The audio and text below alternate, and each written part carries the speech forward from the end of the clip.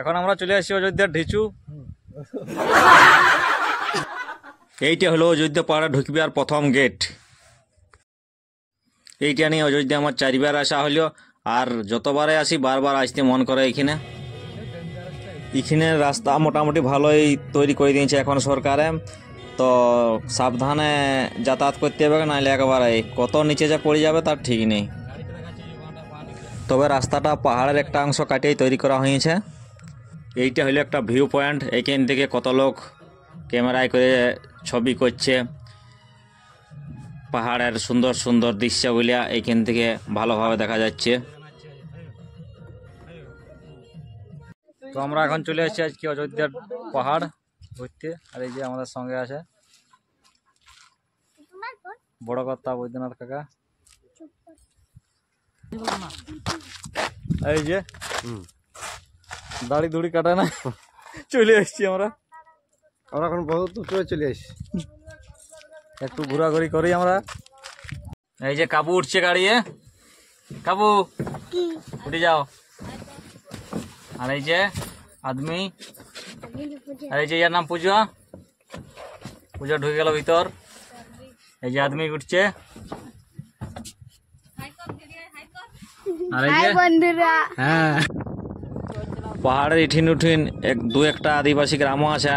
আর এই যে দেখতে পাচ্ছ কেমন আদিবাসীরা গরু চড়াতে যাচ্ছে। এরা এইখানকার স্থানীয় মানুষজন, আর এদের জীবনযাত্রা খুবই কঠিন প্রকৃতির। এক কথা এরা কঠিন বাস্তবের সঙ্গে লড়াই করেই বেঁচে আছে বলতে গেলে। এই যে এখন উত্তম দার শ্বশুর ঘর আইলাম, এটা অযোধ্যা পাহাড়ের ভিতরে বটে। গাড়িটা সাইড করে দাও, গাড়িটা সাইড করছি। এই যে এরকম রাস্তা জঙ্গলের, এই যে সবাই আছি আমরা। এই যে আদমি, কাবু, পাগলু পাগলু। এইটা হলো অযোধ্যা পাহাড়ের মাঝখানটা, এইখানটায় আমরা পাথরে বসে আছি। দারুণ জায়গা চারদিকটা, এই যে শুধু জঙ্গল আর পাহাড়। এখানে হাতিও আছে মাঝে মধ্যে, এখানে একটু বিশ্রাম নিচ্ছি আমরা। আর এই যে বাকিগুলা দিকে পাগলু, এই যে আদমি,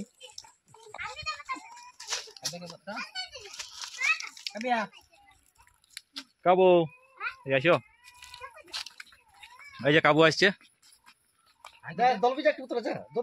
এই যে কাবু, কাবু হাই করে দাও। এই যে পূজা হাই করে দাও। হ্যাঁ এই যে পূজা, কাবু লজ্জা পেয়ে যাচ্ছে।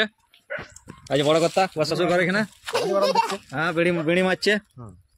তো বলো কিছু, শ্বশুর ঘর আসিছি, অভিজ্ঞতা কেমন লাগছে? খুব ভালো লাগছে। অযোধ্যা পাহাড়ের উপরেই শ্বশুর ঘর আর কি। গ্রামটা কি নাম? সিলিংদা গ্রাম। এই গ্রামটার নাম হচ্ছে সিলিংদা গ্রাম। তো এই হলো ব্যাপার, পরে দেখাচ্ছি বাকি কি ঘটছে না ঘটছে। কথা এসেছে একটু ড্রিঙ্ক করার জন্য, মহুয়া খাবো বলছে।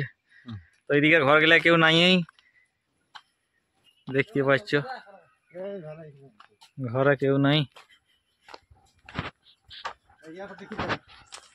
কি যা